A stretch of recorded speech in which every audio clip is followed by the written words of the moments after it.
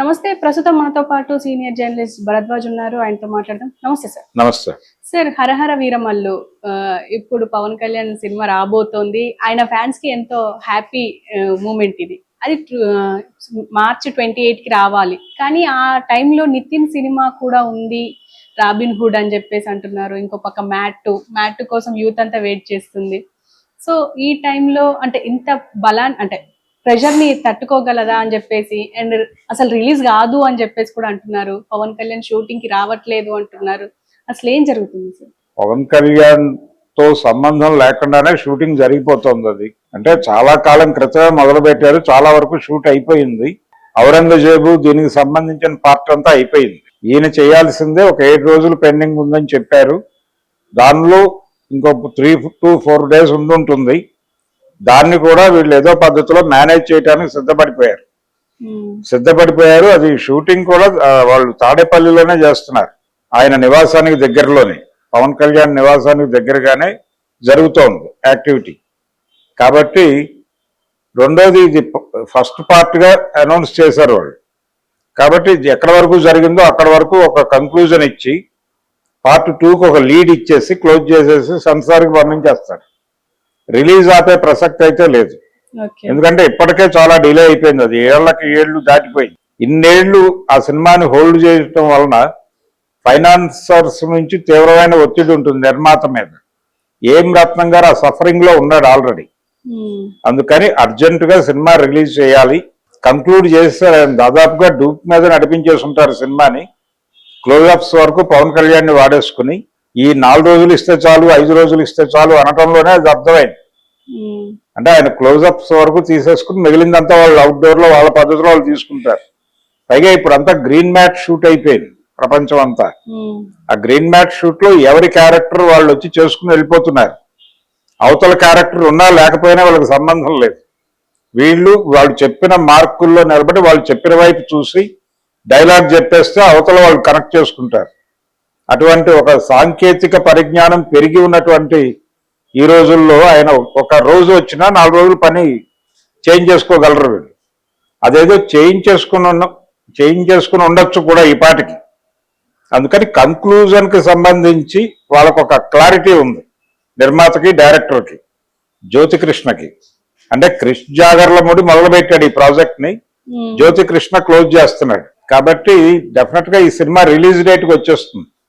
Nitin cinema ఉందనో లేకపోతే mat ఉందనో సినిమాని ఆపరు. ఆ జానర్ వేరు, ఈ జానర్ వేరు. వాటికి వీటికి పోలిక లేదు. ఈ సినిమాకి ఇతర సినిమాలకి ఎందుకు పోలిక లేదు అంటున్నారంటే, అవతల నితిన్ పవన్ కళ్యాణ్ అభిమాని, అతని కోసం సినిమా వాయిదా వేస్తే వేయాలి తప్ప, అతని సినిమా రిలీజ్ అవుతోంది కాబట్టి పవన్ కళ్యాణ్ సినిమా వాయిదా వేసుకునే పని చేయరు ఎవరు. ఎందుకంటే తను పెద్ద స్టార్ మాత్రమే కాదు, అతనికి ఒక 2 రకాల ఫాలోయింగ్ ఉంది. ఆయనకి 2-3 రకాల అభిమానులు ఉన్నారు. వీళ్ళందరూ కూడా సినిమా చూడాలనుకుంటున్నారు.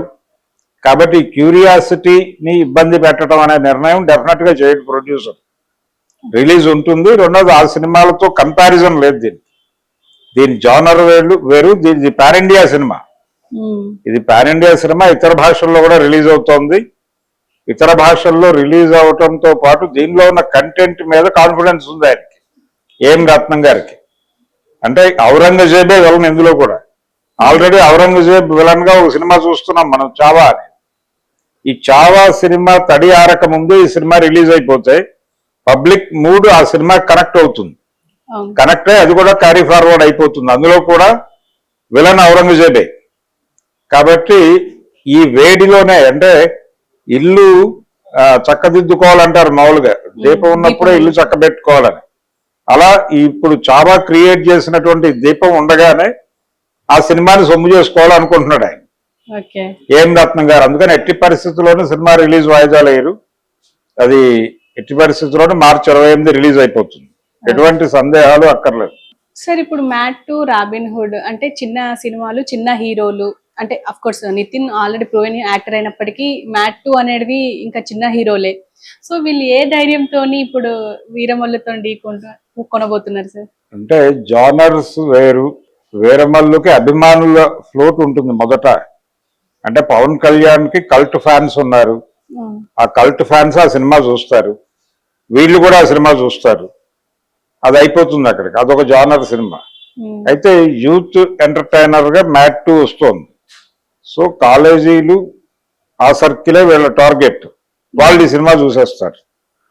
వాళ్ళు ఈ సినిమా చూసి ఆ సినిమా కూడా చూస్తారు, ఆ సినిమా చూసి ఈ సినిమా కూడా చూస్తారు, అలాగే నితిన్ సినిమా కూడా చూస్తారు. అంటే జనరల్ గా ఆడియన్స్ ట్రెండ్ ఎలా ఉంటుందంటే ఒకే రోజు 2-3 సినిమాలు చూసే బ్యాచ్ కూడా ఉంది ఇప్పటికీ. అంటే సినిమా కనెక్ట్ అయితే చూస్తారు. ఫస్ట్ ప్రయారిటీ హరిహర వీరమల్లే అవుతుంది ఏ యాంగిల్లో చూసినా. అయితే అక్కడ టికెట్లు దొరక్క లేకపోతే నెక్స్ట్ ఆల్టర్నేటివ్ ఏమిటి అని చూసినప్పుడు ఈ 2 సినిమాల్లో ఏది బెటర్ అనేది ఎంచుకుంటారు. యూత్ వరకు అంటే కాలేజీతో రిలేట్ అయి ఉన్నటువంటి బ్యాచ్ మొత్తం మ్యాట్ 2 వైపు వెళ్ళేటువంటి అవకాశం ఉంది.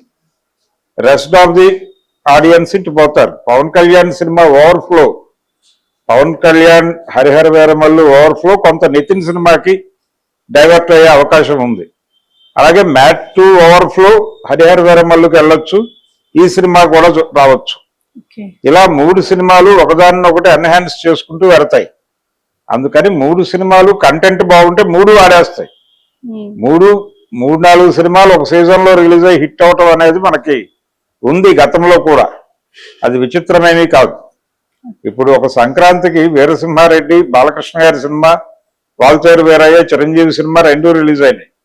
2 విపరీతంగా ఆడినాయి, 2 సరిసమానమైనటువంటి వసూళ్లు సాధించాయి.